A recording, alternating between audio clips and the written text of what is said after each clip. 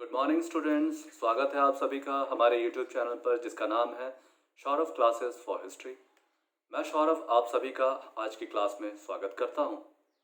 मैं आज BA semester 1 से सब्जेक्ट कोड CC2 जिसका नाम है हिस्ट्री ऑफ झारखंड, इससे आज एक महत्वपूर्ण विषय, अति महत्वपूर्ण विषय मैं कह सकता हूं, क्योंकि ये एक यूनिट का पूरा क्वेश्चन है या पूरा यूनिट है जिसका नाम है नागवंशी। तो नागवंशियों को प्रारंभ करने से पहले हमें देखना है कि हमें सिलेबस में क्या पढ़ना है। हमें नागवंशियों के ओरिजिन, नेचर एंड अचीवमेंट अर्थात नागवंशियों की उत्पत्ति, उनके स्वरूप और उनकी उपलब्धियों के बारे में पढ़ना है। तो यह जो हमारा विषय है ये हमारे एक पूरे यूनिट में पढ़ना है। तो ये काफ़ी महत्वपूर्ण विषय इसलिए हो जाता है क्योंकि इसमें बहुत सारी चीज़ें एक साथ समाहित हैं। इसे समझने के लिए हमें थोड़ा विस्तृत तौर पर इसको जानना होगा। सबसे पहले जानना होगा कि नागवंशियों की उत्पत्ति कैसे हुई। इस संबंध में अनेक विचारधाराएं, अनेक दंत कथाएं, अनेक पौराणिक परंपराओं के द्वारा उनके बारे में, उत्पत्ति के बारे में विचार बताए गए हैं। उन विचारों को एक एक करके हम देखेंगे। उसके बाद हम उनके उत्पत्ति के स्वरूप पर प्रकाश डालेंगे। स्वरूप से तात्पर्य हमारा कि उनकी उत्पत्ति का जो स्वरूप है उसका कैसा रूप था। इस पर विभिन्न विद्वानों ने या विभिन्न जो बुद्धिजीवी वर्ग थे उनके द्वारा जो प्रकाश डाला गया है उनकी उत्पत्ति के सिद्धांतों पर, उस पर चर्चा करेंगे।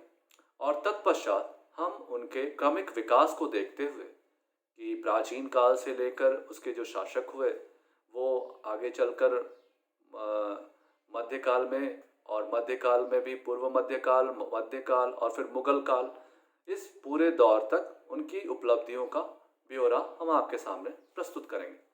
तो चलिए बिना समय गवाए हम अपने विषय को प्रारंभ करते हैं। नागवंशी।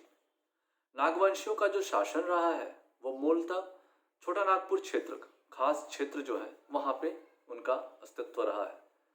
तो छोटा नागपुर खास जनजातियों का एक महत्वपूर्ण क्षेत्र रहा है।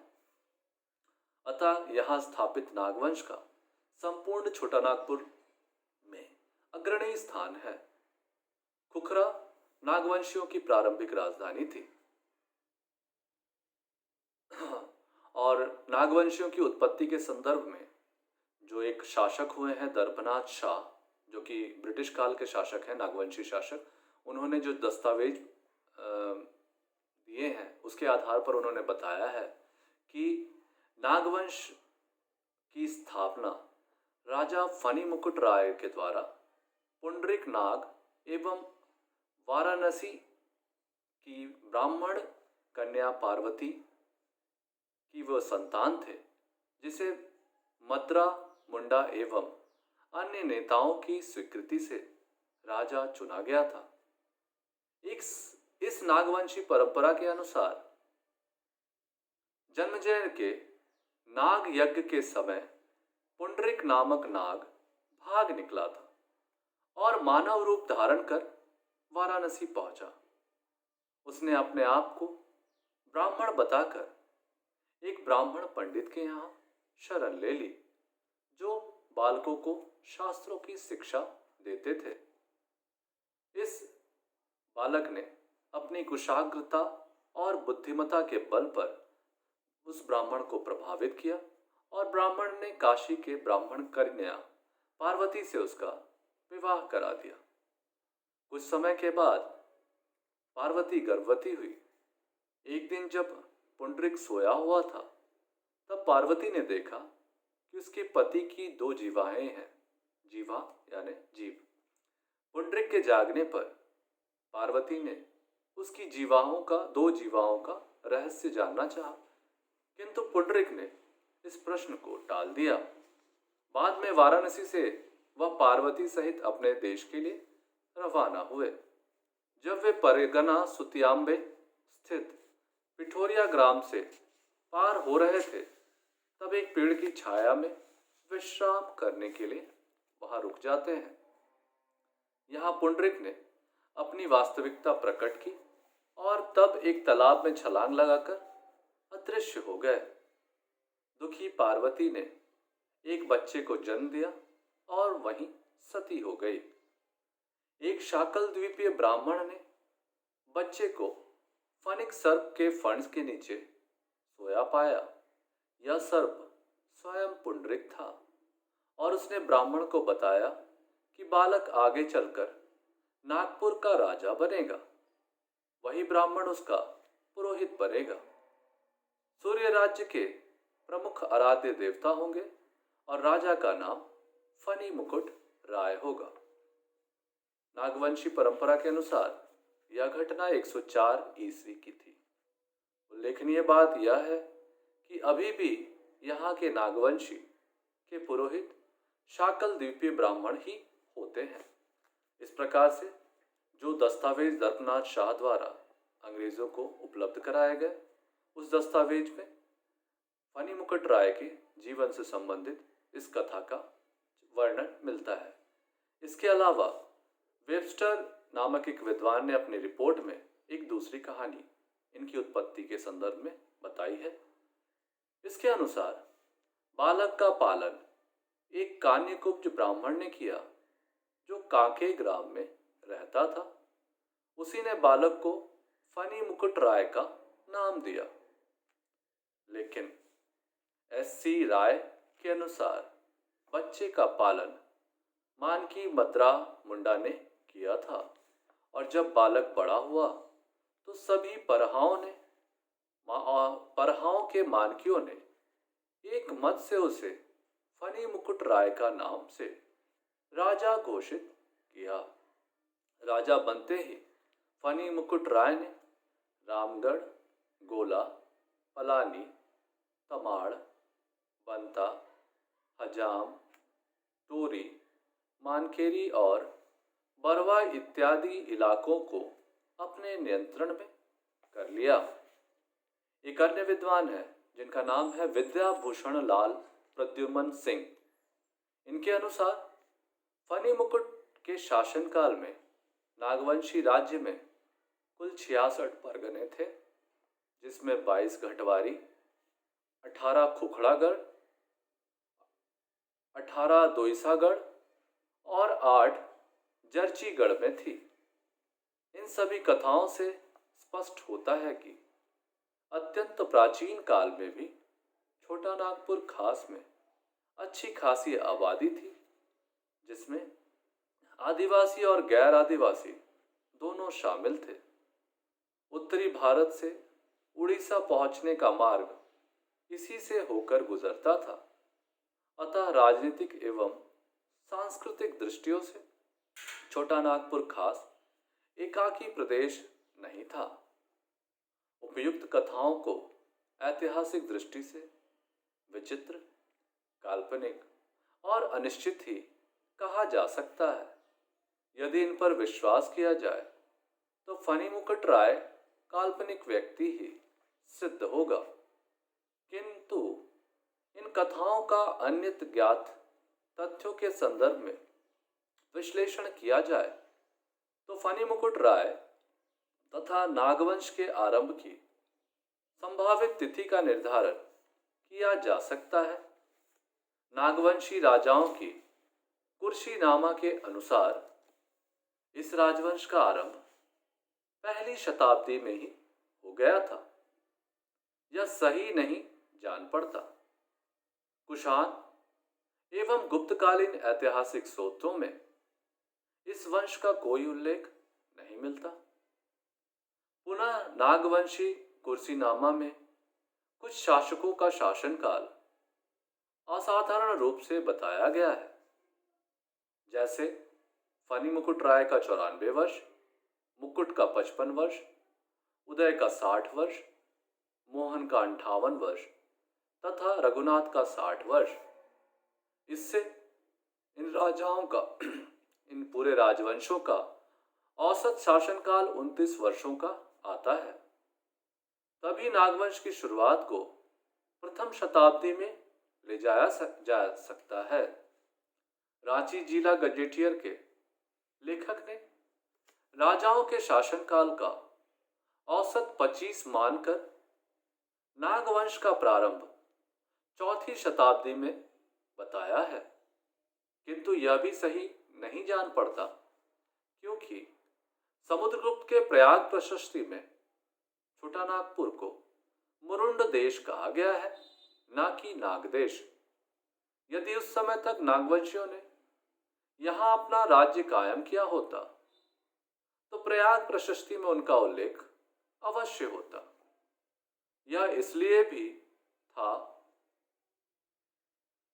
यह इसलिए भी कि अपने दक्षिण अभियान के दरमियान समुद्रगुप्त छोटा नागपुर खास होकर गुजरा था। फाहियान तथा हेनसांग जैसे चीनी यात्री जो झारखंड की सीमा तक पहुंच गए थे, यहाँ के ऐसे किसी राजवंश का उल्लेख नहीं करते हैं। एक पीढ़ी की अलग औसत आयु प्रायः 30 वर्षों की मानी जाए। शासनकाल 15 वर्षों का और कुल राजाओं की संख्या 60, तो नागवंश का संपूर्ण शासनकाल प्रायः 900 वर्षों का होता है। इस हिसाब से नागवंश का आरंभ ईसा की 11वीं शताब्दी में हुआ। जे रीड नामक एक विद्वान ने अपने सर्वे और सेटलमेंट रिपोर्ट में लिखा है कि नागवंशी राज्य की स्थापना 10वीं शताब्दी में हुई होगी। यही वह समय था जब हिंदुओं की बहुत बड़ी संख्या इस क्षेत्र में प्रविष्ट होने लगी थी। अतः नागवंशियों की उत्पत्ति से संबंधित जो गणना विद्वान जे रीड ने की है, वह उचित प्रतीत होता है। फणिमुकुट राय के राज्यारोहण के समय छोटा नागपुर खास की अधिकांश जनता जनजातीय थी, किंतु ब्राह्मण, राजपूत तथा अन्य हिंदू जातियां भी निरंतर बढ़ रही थी। नागवंशी राज्य के पूरब में पंचेत का राज्य था। दक्षिण की ओर केओंझर का राज्य, जो वर्तमान में उड़ीसा में पड़ता है। फणिमुकुट राय का विवाह पंचेत के गोवंशी राजपूत घराने में हुआ था। उसने पंचेत के राजा की सहायता से केओंझर के शासकों को पराजित किया। बंता, हजाम, बादाम, रामगढ़, चंगुरिया, गोला, पलानी, टोरी, मनकेरी और बरवा उसके राज्य में शामिल प्रदेश थे। उसने अपनी राजधानी सुतियांबे में एक सूर्य मंदिर का निर्माण कराया। राजकीय ठाकुरबाड़ी की प्राण प्रतिष्ठा जगन्नाथपुरी के एक पंडा द्वारा संपन्न कराई गई थी। इस पंडा को सोरंडा तथा महुगावा में गांव दिए गए थे, जहां वह बस गया था। वस्तुतः अनेक गैर आदिवासियों को फणिमुकुट ने सादर निमंत्रित कर अपने राज्य में बसाया था। वेलकुप्पी गांव का श्रीवास्तव कायस्थ पांडे भवराय नागवंशी राजा का दीवान था। चौथी नागवंशी राजा प्रताप राय सुतियांबी से राजधानी बदलकर स्वर्णरेखा नदी के तट पर चुटिया ले गया। सुदूर काशी तक के लोग को आमंत्रित कर राजधानी चुटिया में बसाया गया। नागवंशी राज्य में सर्वव्यापी शांति एवं सुरक्षा थी और वहां का राजा उत्तरोत्तर शक्तिशाली होता जा रहा था। छोटा नागपुर के सभी शासकों के पारस्परिक संबंध सौहार्दपूर्ण थे, तो बात सही नहीं है। पलामू तथा सरगुजा में उन दिनों रक्सेलों का राज्य था। नागवंशी राजा भीमकर्ण को सरगुजा के रक्सेल राजा के साथ युद्ध करना पड़ा था। सरगुजा राजा ने 12,000 घुड़सवारों तथा एक बड़ी पदाती सेना यानी पैदल सेना के साथ नागवंशी राज्य पर आक्रमण किया था। भीमकर्ण ने इस सेना को बरवा की लड़ाई में पराजित कर सरगुजा की ओर धकेल दिया। बरवा और पलामू के टोरी परगना पर अब नागवंशियों का कब्जा हो गया था। भीमकर्ण ने रक्षीलों से जो कुछ लूटा उसमें वासुदेव की एक मूर्ति भी थी। लगभग इसी समय भीमकर्ण ने चुटिया की जगह खुखरा को अपनी राजधानी बनाई। यह आकस्मिक परिवर्तन इसलिए किया गया कि चुटिया बंगाल पर आक्रमण करने वाले तुर्कों के मार्ग के अत्यंत निकट था। दरअसल बख्तियार खिलजी, जो अलाउद्दीन खिलजी का सेनानायक था, ने झारखंड के रास्ते ही नादिया पर अचानक आक्रमण कर लक्ष्मण सेन को पराजित कर दिया था। यह कहना कठिन है कि बख्तियार खिलजी ने झारखंड से गुजरते हुए नागवंशियों पर कोई स्थायी प्रभाव पड़ा होगा इनका, किंतु इतना तो निश्चित है कि झारखंड का पारस्परिक एकाकीपन समाप्त हो चला था और इस क्षेत्र में मुस्लिम आक्रमणों की संभावना बढ़ रही थी। साथ ही उत्तरी भारत में राजनीतिक उथल-पुथल के कारण झारखंड के उत्तरी भाग में आव्रजकों की संख्या बढ़ रही थी। इनमें ब्राह्मण और क्षत्रिय आव्रजक ही बहुसंख्यक में रहे होंगे। प्राचीन काल के अंत तक झारखंड भारतीय इतिहास की गतिविधियों से सुरक्षित रहते हुए भी बाह्य जगत से अप्रभावित नहीं रह गया था। छोटा नागपुर खास में नागवंशी सुस्थापित हो चुके थे। पूर्व मध्यकाल में रामगढ़, कुंडा, केंदी, छे तथा खडगडीहा उस क्षेत्र के प्रमुख राज्य थे जो आज हजारीबाग, चतरा, गिरिडीह, कोडरमा और बोकारो जिला में शामिल है। रामगढ़ राज्य की स्थापना 1368 ईस्वी में बागदेव सिंह के ने की थी। अपने बड़े भाई सिंहदेव के साथ वह नागवंशी महाराज की सेवा में था। कालांतर में दोनों भाइयों का अपने नागवंशी स्वामी से मतभेद हो गया और वे बड़का गांव के परगना कर्णपुरा चले गए और वहां उन्होंने अपनी एक राजधानी बसाई। ठीक है, इस प्रकार से हम पाते हैं कि नागवंशी शासकों ने प्राचीन काल में अपनी स्थापना के पश्चात पूर्व मध्य काल तक अपनी स्थिति को काफी मजबूत कर लिया था और इस दौरान उन्होंने अपने साम्राज्य का भी काफी विस्तार कर लिया था। आगे चलकर मुगल कालों में यहाँ के राजाओं के साथ इनके संबंध व्यापक रूप से बढ़ने लगे थे। दरअसल मुगल सेना यहाँ के राजाओं से नजराना लेने लगी थी। धीरे धीरे यह एक नियमित कर का स्वरूप ग्रहण करने लगा और यह मालगुजारी कहा जाने लगा। मालगुजारी के लिए उन्हें जोर जुल्म बढ़ाने लगे। यह मुंडा शासन व्यवस्था में या नागवंशीय कालीन व्यवस्था में कर या मालगुजारी लेने की प्रथा आम रईतों से नहीं थी, अतः उन्हें संपूर्ण राज्य का मालगुजारी देना यहाँ के राजाओं के लिए कठिन होता था। देर या अनियमित होने पर नागवंशी शासकों को मुगलों के द्वारा प्रताड़ित भी किया जाता था। ऐसी स्थिति में ही 1616 ईस्वी में कर न दे पाने के कारण छोटा नागपुर खास के महाराज दुर्जन शाल को कैद कर ग्वालियर के किले में 12 वर्षों तक रखा गया था। यह जहांगीर के आदेश से हुआ था। जिसे इब्राहिम खां, जो नूरजहां के भाई थे, ने अनुपालन कराया था। दुर्जन शाल 12 वर्षों के बाद 1627 ईस्वी में जब छूटकर बाहर आया तो उसे 6,000 रुपया सालाना कर देना स्वीकार करना पड़ा था।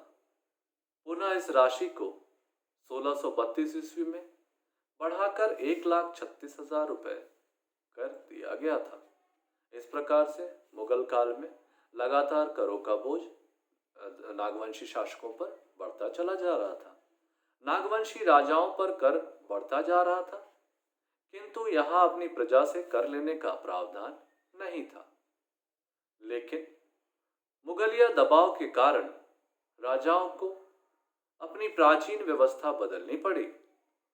संभवतः इसी समय यहाँ के पंचाबही में हकीमी कर दर्ज कराना पड़ा होगा।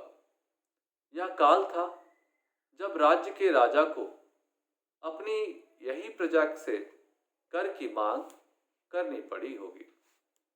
नागवंशियों ने परहा के प्रमुख मानकियों को भुईहरी कहा तथा मालगुजारी वसूल करने का आदेश दिया। बाद में राजाओं ने अपने अलग जागीरदार रखे तथा उसे मालगुजारी वसूलने के लिए प्राधिकृत किया। इससे भुईहरों की स्थिति और भी दयनीय होती चली गई। जागीरदार कर वसूलता था, किंतु वह नियमित रूप से दिया नहीं जाता था। यह तभी दिया जाता था जब कोई मुगल बादशाह इसकी मांग करता था। इस अनियमित कर व्यवस्था को नजराना या पेशकश भी कहा जाता है।